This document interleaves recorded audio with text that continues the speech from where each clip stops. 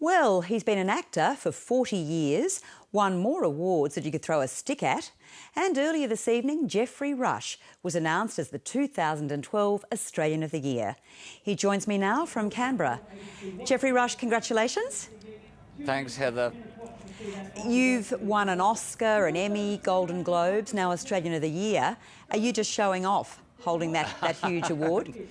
I know, it looks, I'm feeling a sort of sense of humility. Standing on that stage with the 31 other finalists was one of the most moving experiences to see the extraordinary stories and the lives they lead. I'm in a state of rapture for my industry because it's rare for film and theatre people to perhaps be acknowledged in this way, and I'm also feeling stronger because this award is extremely heavy. Yes, what does an award mean for the arts industry, which does often feel neglected, as you say? Look, I think this particular award means it endorses the visibility of our industry, and I think also the credibility, I hope, of our industry. Do you sometimes find that you're the international flag carrier for your industry, and that can be something of a burden? No, I've never felt that because I've got so many colleagues, not only in film, and we've made quite a splash in the last 10 or 15 years on an international level, with so many diverse artists, actors, who are well known in the national and the international arena. And more recently with theatre, Kate Blanchett has taken the Sydney Theatre Company with her Hedda Gabler, her Blanche Dubois onto the international stages. She's about to perform a major theatrical tour of Europe. I got to play on Broadway a couple of years ago, and earlier last year I went back to New York to perform Diary of a Madman. These are bold new steps that we've been seeking probably for some time, or building towards. Even so, do you feel that the local film industry here is struggling, and the recognition that you've got, for example, is a boost? Look, I hope it will be. Because I'm inside it, I don't see it as struggling. My metaphor would be, it's like a wine industry. You have bumper years, and then you have a couple where you still make the wine, but not everyone regards it as a significant year. I think from inside the industry, working within it. Last year we took a slate of films to the Toronto Film Festival to see what the international world thought of the portrait of Australia, and the range of films was phenomenal. And I'm hoping that I can find ways to help expand that awareness so that people trust and start to seek out what Australian films have actually got inside them. You've achieved an enormous amount of success both here and overseas, and I'm sure Australians are very proud of you. How important has it been for you to avoid the trappings of that success in Hollywood and keep up your strong attachment to Australia?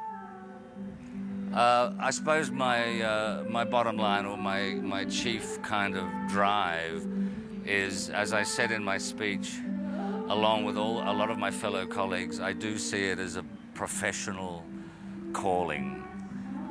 Not that it can't be entertaining, which of course is fundamental to film and theatre anyway. I've always tried to avoid it being regarded as some kind of lifestyle, and that, unfortunately, from my perspective, is often what gets more of the column inches and gets more of the coverage, is the trappings of gossip and sensational reporting, rather than really looking at the boom time that we're sort of going through. The last 3 years in Australian film have been very plentiful. Audiences for Australian drama on television this year. I'm aware of this movement because the Australian Academy of Cinema and Television Arts, which I'm the president of, which is a reboot of the old Australian Film Institute, we're looking so proudly and forward to our debut ceremony next week on primetime television. because we really feel as though we've got something to throw out there and celebrate. What would you like to achieve over the next year in your role as Australian of the Year? Will you be giving Australians elocution lessons now? No, I'm not a CEO and I'm not someone who sits on boards. I'm not a shaker and mover on that level. Probably fundamentally up until this point, from when I started at the Queensland Theatre Company back in 1971, I've always had a strong belief that storytelling in the media of theatre and film is a potential way to not only engage people or enlighten people or entertain people, but to perhaps make some kind of shift in their perception, whether it's towards a greater understanding of how human beings, how societies tick. So they've been my reference points. Is there any particular area or issue in Australian society or culture at the moment that you would like to bring about change to? Yeah, I think the main one, and I'm just aware of this through sheer osmosis and experience of having worked on the boards or on a film set for decades, anything we can do to encourage and stimulate younger audiences, because I know they would find it hip.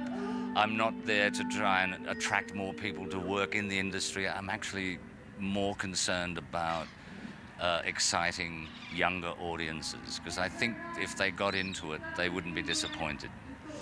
Well, Geoffrey Rush, we wish you well, and we'll let you get back to the celebrations now. Thanks for your time this evening. Thanks, Heather.